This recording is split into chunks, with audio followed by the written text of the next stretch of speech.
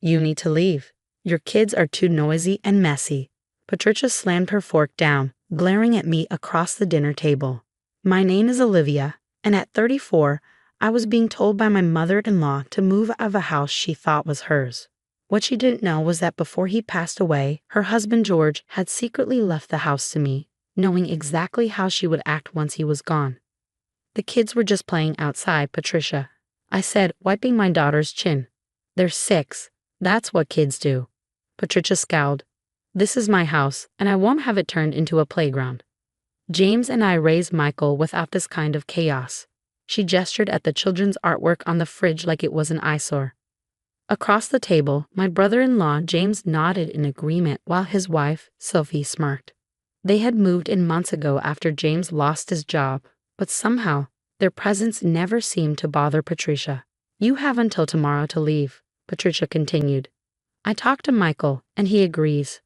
My heart sank. My husband, Michael, was deployed overseas, but we had already discussed Patricia's behavior. He told me to stand my ground when the time was right. I remembered George calling me into his study 2 years ago. His voice was weak, but determined.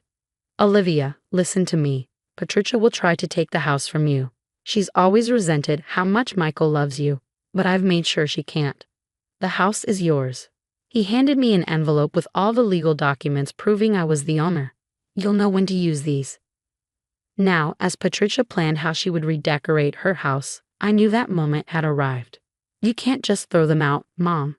Michael's sister, Lisa, said from the doorway.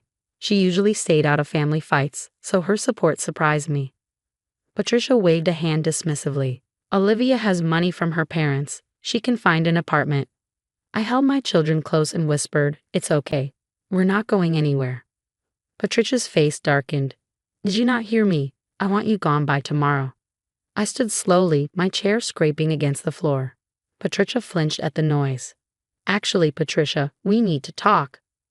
There's nothing to talk about, she snapped. I reached into my bag and pulled out the envelope George had given me. My hands trembled slightly, but I stayed firm. George left something for you, I said. I think it's time you knew the truth. Patricia's face twisted in confusion. Behind her, James and Sophie exchanged worried glances. They had been counting on staying here rent-free. What are you talking about? Patricia demanded. George left everything to me. I placed the envelope on the table. Not everything, not the house. Patricia's hands shook as she opened the documents. Her face turned pale as she read. This can't be real. But it was. Every word, every signature, every legal stamp. The house was never hers. She had just tried to evict the wrong person. Patricia's hands shook as she flipped through the trust documents. Her face grew paler with each page. The dining room was silent except for the hum of the air conditioning and my children's soft whispers. This is fake, she finally said, but her voice was weak. George would never do this to me. He would never give our home to. She waved a hand at me, unable to say my name. To his grandchildren's mother. I finished for her. To the woman who took care of him while you were busy with your social clubs. Is that so hard to believe, Patricia? James leaned forward, frowning. Mom, what do those papers say? I spoke before she could. They say that George left this house to me and the twins. He knew what would happen once he was gone, so he made sure we were protected. But that's not fair, Sophie blurted out, losing her usual calm. We were planning to renovate the East Wing for our home office. I turned to her. You mean my East Wing? The one you've been living in rent-free for 3 months. Patricia slammed the papers on the table. I won't accept this. I'll call my lawyer tonight. Go ahead, I said, taking out my phone. Want Mr. Harrison's number? He handled all the paperwork for George. Patricia froze. She knew George's lawyer well. If he handled the trust, it was solid. Lisa, who had stayed quiet, finally spoke. Mom, if George did this, maybe he had a reason. Patricia's voice rose. What reason could he have for giving my house to her? I reached into the envelope and pulled out a letter written in George's handwriting. Maybe you should read his explanation yourself. Patricia snatched the letter and read quickly. I already knew every word. My dearest Patricia, if you're reading this, it means Olivia has had to show you the truth. I know you're angry, but please understand. I did this to protect our grandchildren and the woman who brought happiness back into Michael's life. I watched you try to control everything and everyone, including me. But Olivia is different. She loves Michael for who he is, not who she wants him to be. She gave us 2 wonderful grandchildren who deserve to grow up in a home filled with love, not strict rules and criticism. The house belongs to her now. This is my final decision and my last gift to our family's future. All my love, George. Tears rolled down Patricia's cheeks. For the first time, she looked truly lost. Daddy? Emily tugged at my sleeve. Are we really staying? I knelt beside my children and hugged them. Yes, sweetheart, this is our home. Grandpa George made sure of that. But where will we go? James demanded, his face red. Sophie and I can't afford our own place. I stood up. You're welcome to stay if you start paying rent. Market rate with a lease. The same goes for you, Patricia. This is still your family home, but under my terms now. Patricia looked up, her makeup streaked with tears. You expect me to pay rent? In my house?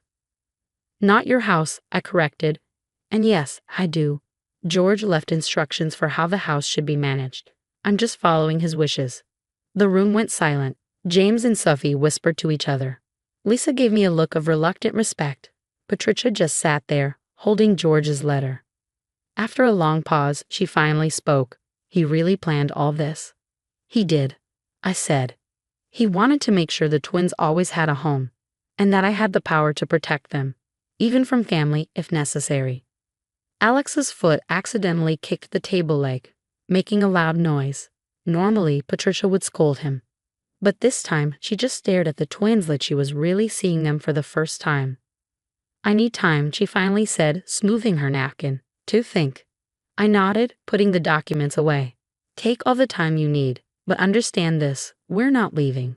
And things are going to change around here. As I took my kids upstairs, I heard Patricia quietly crying at the table. A part of me felt sorry for her. Losing control was her worst fear, but another part of me felt relieved. George had given us more than just a house. He had given us the power to stand our ground. Now, Patricia had to decide if she could accept the new reality or keep fighting a battle she had already lost.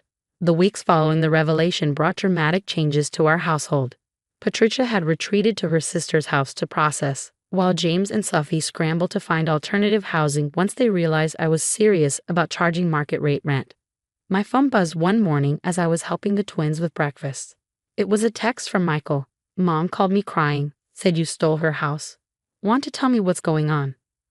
I sent him photos of the trust documents and George's letter. A few minutes later, my phone rang. Dad was always smarter than anyone gave him credit for, Michael said, his voice warm despite the static of the overseas connection. He knew exactly what Mom would try to do. Are you okay? We're fine, I assured him, watching Emily help Alex pour cereal. Better than fine, actually. The kids can finally relax in their own home. Good, Michael replied. I've got your back on this, Liv. Always have, always will. 2 days later, Patricia returned. She stood on the front porch, looking smaller somehow, more vulnerable without her usual armor of superiority. May I come in? She asked quietly. To talk? We sat in the kitchen, the same room where she critiqued my parenting countless times. But now she perched uncertainly on the edge of her chair, hands wrapped around the tea I'd offered. I've been reading George's letter over and over, she began. He was right about me, about everything. She took a shaky breath. I was so focused on maintaining control that I never saw what I was doing to this family, to my grandchildren. As if on cue, we heard laughter from the backyard. The twins were playing in the sprinkler, something Patricia would have forbidden just weeks ago. They're good kids, Patricia, I said softly. They just need space to be themselves. She nodded, tears forming in her eyes. George knew that. He saw what I couldn't, or wouldn't see. She reached into her purse and pulled out an envelope. I had my lawyer review everything. The trust is ironclad. The house is legally yours. It's still your home too, I reminded her. If you want it to be, but things have to change. I know, she whispered. I'd like to try to do better. To be the grandmother they deserve. Over the next few months, we all watched in amazement as Patricia slowly transformed. She started joining the twins for arts and crafts, actually participating instead of just criticizing the mess. She learned to laugh when Alex accidentally spilled his juice instead of reaching for her cleaning supplies in panic. James and Sophie eventually found their own apartment, realizing that depending on Patricia's favor had held them back from growing up. Lisa started visiting more often, remarking on how much warmer the house felt. One evening, I found Patricia in George's study, looking at old family photos. "I found these in his desk," she said, showing me a stack of pictures. They were all candid shots of the twins, Emily's first steps, Alex's birthday party, both of them playing in the garden. He kept every single one. He loved them exactly as they were. I said gently, "No conditions, no expectations." Patricia wiped her eyes. "I'm learning to do the same. It's not easy, changing the habits of a lifetime, but," she looked out the window where the twins were chasing fireflies in the twilight, "it's worth it." When Michael finally returned from deployment, he was amazed by the changes in his childhood home. Gone were the plastic covers on the furniture and the strict rules about which rooms were off limits. Instead, he found his mother teaching the twins how to bake cookies in the kitchen, flour dusting all their faces. "Dad would love this," he whispered to me as we watched them together. This is exactly what he wanted. He was right. George's final gift hadn't just been the house. It had been the opportunity for his family to heal, to grow, to learn to love without conditions or controls. 1 year to the day after I revealed the trust documents, we hosted a family dinner. Patricia had helped the twins decorate the dining room with their artwork, proudly displaying their creativity instead of hiding it away. As we sat around the table, Patricia raised her glass. "To George," she said, her voice thick with emotion, who knew exactly what this family needed, even when we didn't know ourselves. I watched my children beam at their grandmother, saw the genuine warmth in her smile as she looked back at them, and knew that George had been right all along. Sometimes love means making hard choices, setting firm boundaries, and forcing people to face uncomfortable truths. But if you're lucky, those tough choices lead to something beautiful. Like watching a controlling mother-in-law learn to embrace chaos, or seeing your children finally feel completely at home in their own house. As Emily and Alex raced off to play after dinner, their laughter echoing through the halls, Patricia turned to me with tears in her eyes. "Thank you," she said simply, "for not giving up on me." I squeezed her hand gently. "That's what family does," I replied. "We give each other second chances." And in that moment, I knew George was somewhere smiling, knowing his final act of love had transformed not just a house, but all of our hearts.